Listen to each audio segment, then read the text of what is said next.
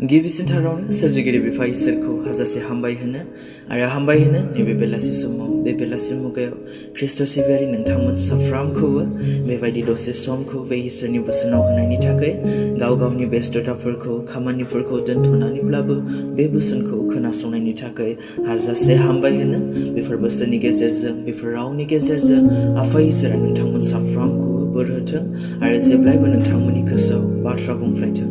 दिनैनि बे बेलासि समाव बे बेलासि मुगायाव बे बोसोननि गेजेरजों बे रावनि गेजेरजों आं बेखौनो बुंनो नागिरदों, बेखौनो नोंथांमोननिसिम आङो शेयार खालामनो नागिरदों।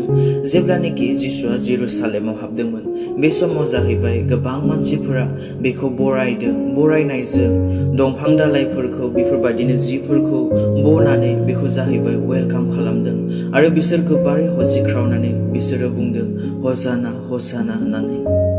आरो आङो बे हसानानिनो सोमोन्दै आङो बुंनो नागिरदों। हसाना माने मा होननाय जायो? गोबाङानो साननो हागौ दि हसाना माने हालेलुयाखौनो होननानै बुङो एबा प्रेज द लर्डखौनो होननानै बुङो। गोबाङानो साननो हागौ, नाथाय हसाना माने जाहैबाय बियो गुबुन, बियो जाहैबाय बेलेग। जेब्लानोखि बै समावहाय जाहैबाय प्रभु जिसुखौ जेब्ला बरायो बे समाव गोबां मानसिफोरा बे हसाना सोदोबखौ होननानै जाहैबाय हज्रिख्रावदोंमोन, हसाना हसाना होननानै।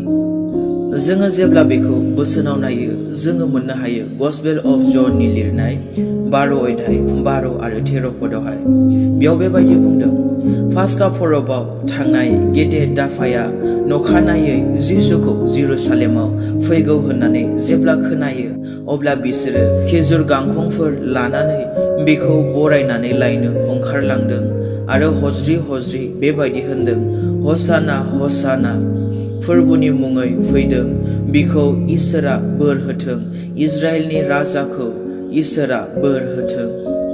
आरो दिनै बे बेलासि समाव बे बेलासि मुगायाव जोङो बिनिनो ओंथिखौ जोङो नायगोन दि हसाना माने मा होननाय जायो, हसानानि ओंथिया मा?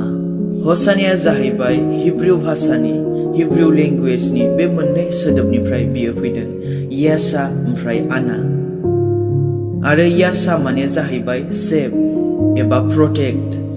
बर'आव जुदि बेखौ बुङोब्ला बासायनाय एबा रैखा खालामनाय। आरो आन्ना माने जाहैबाय प्रे एबा रिक्वेस्ट। बर'आव बुङोब्ला आरज एबा खावलायनाय। आरो बे सोदोबखौ जुदि गासैखौबो जोङो मिलायनानै जोङो जुदि नायोब्ला एबा बुङोब्ला जोंखौ बासाय एबा जोंखौ रैखा खालाम बेबायदि होननानै रिक्वेस्ट खालामनाय एबा आरज खालामनाय। गोबाङानो सानोदि जेरैबायदि हालेलुया होननायजों फोरबोखौहाय बाख्नायनाय जायो हसानायाबो बेबायदिनो होननानै, नाथाय बिनि आसल मिनिंखौ एबा ओंथिखौ जुदि जोङो नायोब्ला बे जाहैबाय यासा आना माने जाहैबाय सेभ एबा प्रटेक्ट आरो आना माने जाहैबाय प्रे एबा रिक्वेस्ट। आरो जों जुदि बेखौ गितफोरनि लिरनाय 118 नाम्बारनि 25आव नायोब्ला जोङो बेयावहाय बेबायदि मोननो हायो, फोरबु जों खावलायो नोङो बासायदो, फोरबु जों खावलायो जोंनि मावनायखौ फिथाइ गोनां खालामदो। बेयाव जाहैबाय जोङो मोननो हायो मोनसे रिक्वेस्ट खालामदों, मोनसे खावलायदों, मोनसे आरज गाबदों। आरो बेखौ जुदि हिब्रुआव जुदि जोङो नायहैयोब्ला बेयाव बुंदों हसाना हसाना होननानै।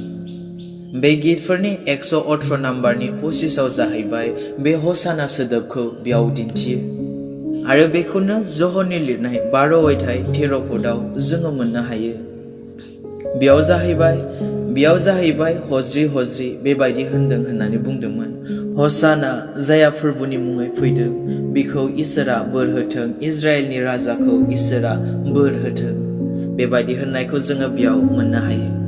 आसा खालामो नोंथांमोन साफ्रामबो बे हसानानि सोदोबखौ, हसानानि ओंथिखौ, बिनि थाखोमानानै थानाय बाथ्राखौ नोंथांमोना मिथिबाय, बुजिबाय होननानै।